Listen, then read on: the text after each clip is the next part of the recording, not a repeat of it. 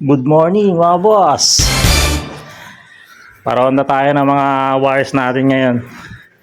Magro-road training tayo sa malapit. Tos lang natin tong mga pang summer natin, pang marking nila sa tos natin sa Philippine Arena sa Martes. Ayan. Pang marking lang nila para hindi mabigla.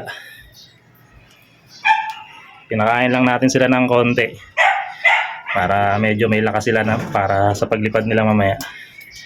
So tara boss, samahan niyo ako. Tos natin itong mga wires natin.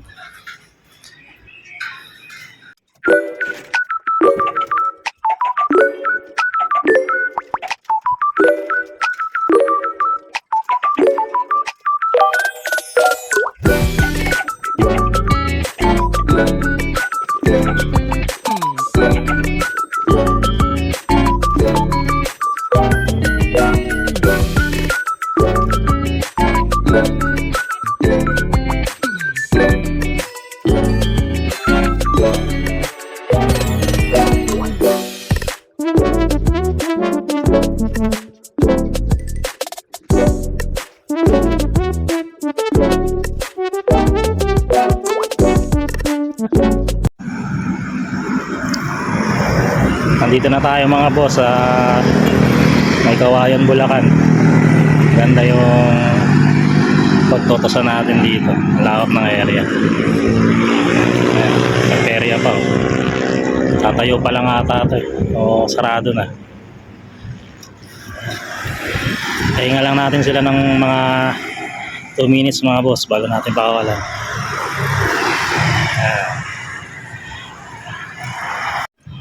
Yung iba natin mga boss, pakawalan na natin para makauwi na sila.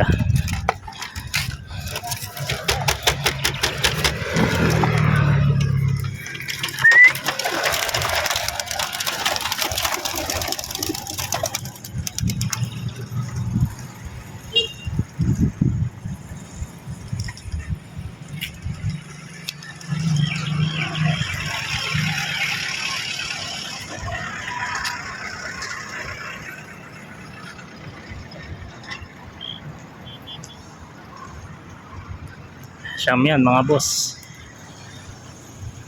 Ayan.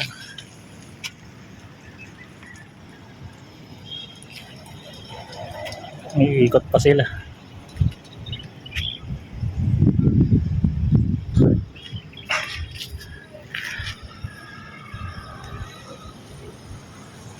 Kaya natin kumakasabay yung mga YB natin sa mga wallbird natin mga boss.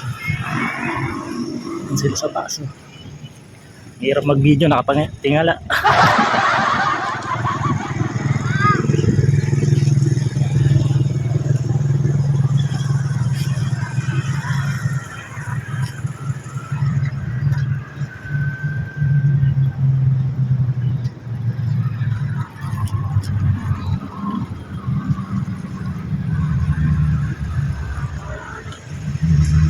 Ka 1 minute na silang paikot-ikot dito mga boss. Di pa rin sila nakakaalis.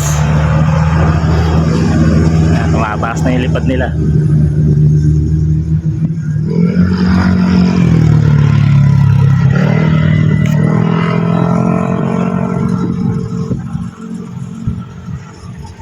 Ayan na.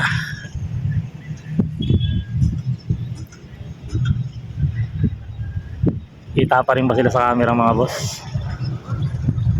Labo ng camera natin. Taas na ng lipad nila. Ikot-ikot pa rin sila dito.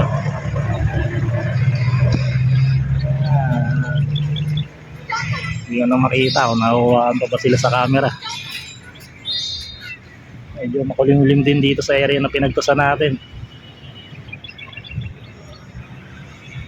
Batak-batak na. Hindi pa rin sila nakakaalis mga boss. Ikot-ikot pa rin sila dito. Ang taas na ng lipad nila.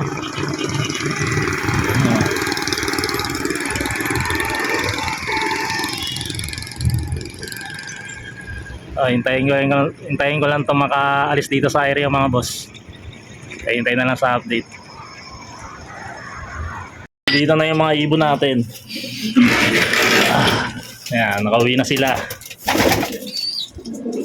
Kulang lang tayo ng isa mga boss.